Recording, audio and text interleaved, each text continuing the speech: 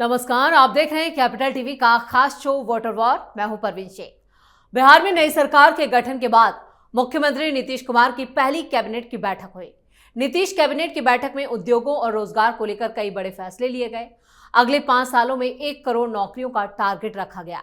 Bihar cabinet की पहली बैठक में कुल 10 एजेंडों पर मोहर लगी है। बैठक के बाद मुख्य सचिव प्रत्यय अमृत ने प्रेस ब्रीफिंग करते हुए कहा कि आज की बैठक पूरी तरह से उद्योगों का जाल बिछाने और बड़ी संख्या में रोजगार सृजन पर केंद्रित रहे। राज्य सरकार का लक्ष्य है कि बिहार को अगले 5 सालों में पूर्वी भारत का सबसे बड़ा टेक हब बनाया जाए। सीएम नीतीश कुमार ने 18वीं विधानसभा के पहले सेशन का भी ऐलान किया। 1 से 6 दिसंबर तक बिहार विधानसभा का सत्र होगा और इस दौरान सभी नवनिर्वाचित विधायकों को शपथ दिलाई जाएगी। विधानसभा अध्यक्ष का चुनाव होगा और नेता प्रतिपक्ष की घोषणा भी की जाएगी। इस पर चर्चा के लिए स्टूडियो मौजूद हैं कैपिटल टीवी के executive editor Rajeev Singh. Sir, आपका बहुत बहुत स्वागत है। धन्यवाद। आज नीतीश कुमार की पहली कैबिनेट की बैठक हुई। इस कैबिनेट में जो फैसले लिए गए वो कितने महत्वपूर्ण? देखिए, इसे ही कहते हैं, नीतीश बाबू को अगर सुशासन कहते हैं, सुशासन बाबू, तो ये यूं ही नहीं है। और जब इसमें पीएम मोदी का चेहरा कहीं ना कहीं कनेक्ट हो जाता है और जब एनडीए शासन जिसको कहते हैं दोनों को मिला के, तो यही है, यहाँ से विकास की इबारत नई तरीके से लिखी जाती है। अब देखिए, 6 एजेंडों पर मुहर लगी है और जिन एजेंडों पर मुहर लगी उसको अगर देखा जाए, उसका अगर परीक्षण किया जाए, विश्लेषण किया जाए, तो साफ साफ लग रहा है कि भारत का अब विकसित राज्य बनने वाला है बिहार। बिहारियों के दिन फिरने वाले हैं। और ये बात मैं इसलिए कह रहा हूँ कि बिहार जिस तरह से पिछड़ेपन का, जिस तरह गरीबी का शिकार रहा है, उसमें इन 6 एजेंडों का बहुत ही बड़ा महत्व है। सोचिए, लालू के समय में जो चीनी मिलें बंद हो गई थी चनपटिया वगैरह एरिया में, लौरिया और जो नरकटियागंज के एरिया में, पश्चिमी चंपारण में बात कर रहा हूँ, तो वो सारी चीनी मिलें बंद हो गई थी। लोग हजारों लाखों की संख्या में पलायन कर गए थे। कितने लोगों ने आत्महत्या कर ली गरीबी में आके, भाई अब इस उम्र में कहाँ जाएं। तो सोचिए कितनी बड़ी बिहार की खुशखबरी है कि 25 चीनी मिलें, 9 जो बंद चीनी मिलें हैं वो स्टार्ट होंगी और टोटल ओवरऑल मिला के 25 चीनी मिलें खुलने जा रही हैं।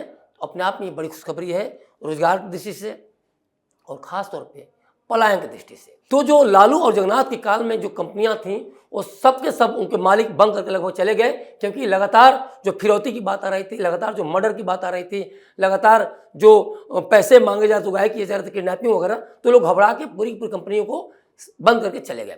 अब वो कंपनियां खुलने के लिए हैं, क्योंकि अब साफ साफ ये हो रहा है कि जो घोषणाएं की हैं उनको पलायन को रोकना है, तो कहीं ना कहीं औद्योगिक हब बनाना जरूरी है।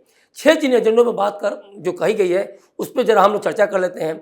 Defence corridor, semiconductor manufacturing park, global capability centres, mega tech city व फिनटेक सिटी की स्थापना के लिए उच्च स्तरीय कमेटी का गठन किया जा रहा है।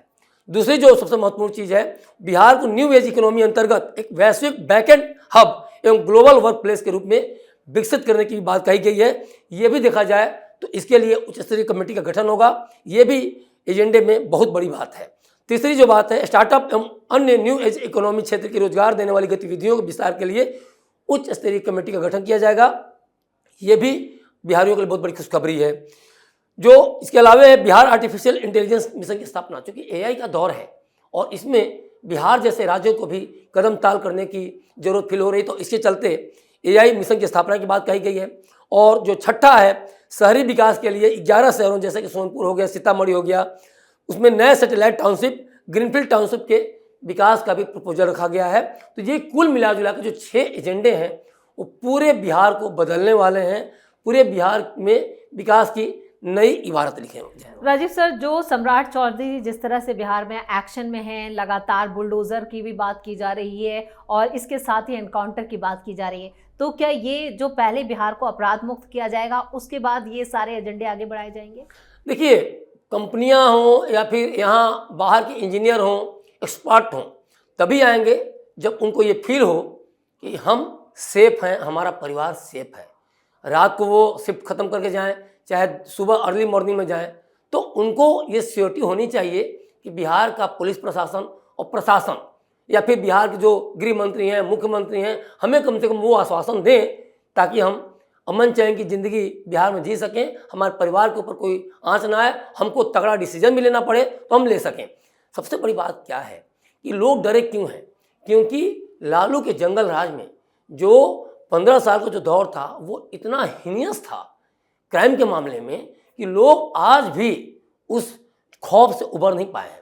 तो इसलिए सम्राट चौधरी का जो गृह मंत्रालय का जो काम दिया गया है, सौंपा गया है, वो इसीलिए दिया गया है कि सबसे पहले आप राज्य में अमन चैन एस्टैब्लिश करें। सबसे पहले आप इस बात की श्योरिटी दें कि अगर आप यहाँ आते हैं नौकरी करने या कंपनियों को एस्टैब्लिश करने तो कहीं कोई खतरा नहीं है, कहीं कोई फिरौती नहीं लेगा, कहीं कोई उगाही नहीं होगी।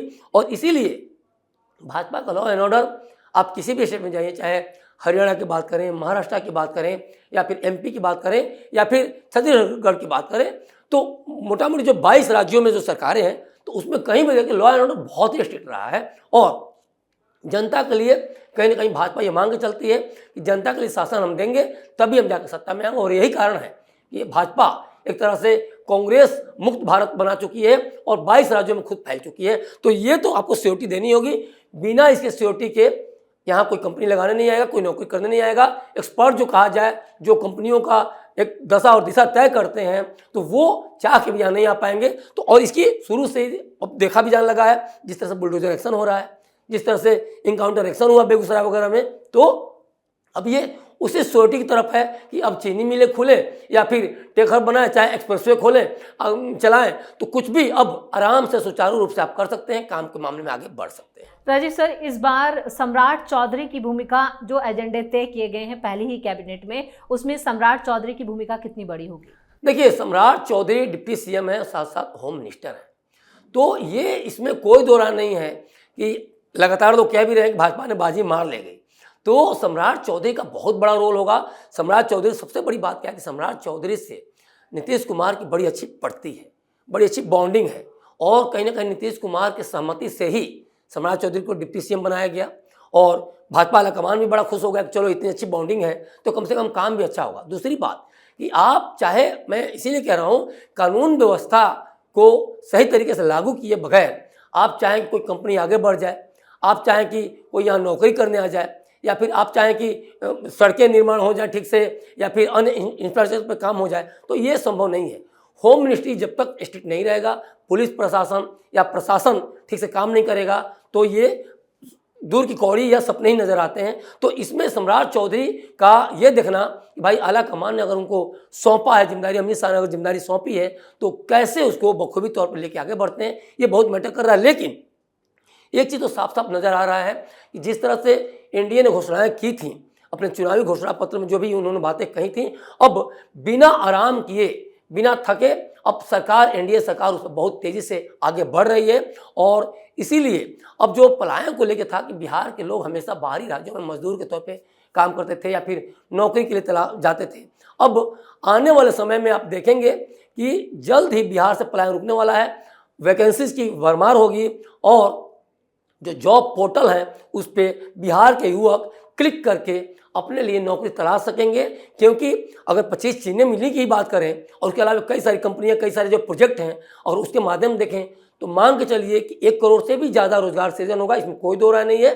क्योंकि आपने जिन क्षेत्रों की बात की है उसमें रोजगार की संभावनाएं भरपूर हैं और इन्हीं चीज़ों के लिए लोग बाहर जाते हैं, कहीं ना कहीं गालियाँ भी खाते हैं बिहार के लोग, कहीं ना कहीं उनके साथ दोयम दर्जे का बर्ताव भी किया जाता है। लेकिन अब हर बिहारी स्वाभिमान की ज़िंदगी जिएगा, क्योंकि अब जिस तरह से बात की गई है डिफेंस कॉरिडोर की, अपने आप में एक बहुत बड़ी घोषणा है। चीनी मिलों की बात मैंने कहा ही, ये भी देखा जाए आर्टिफिशियल इंटेलिजेंस की, तो युवकों को कैसे जोड़ा जाए, कैसे युवक चलाएंगे, क्योंकि इनके क्षेत्र की चीज़ है। इसके अलावा जो आप ग्लोबल वर्क प्लेस बनाने की बात, तो सोचिए बिहार में ग्लोबल वर्क प्लेस की बात करना ही अपने आप में डेवलपमेंट की बहुत बड़ी गारंटी है। तो तय मानिए आने वाले समय में बिहार एक विकसित राज्य बनने जा रहा है, या फिर कह सकते हैं कि विकसित राज्यों की श्रेणी में खड़ा होने जा रहा है।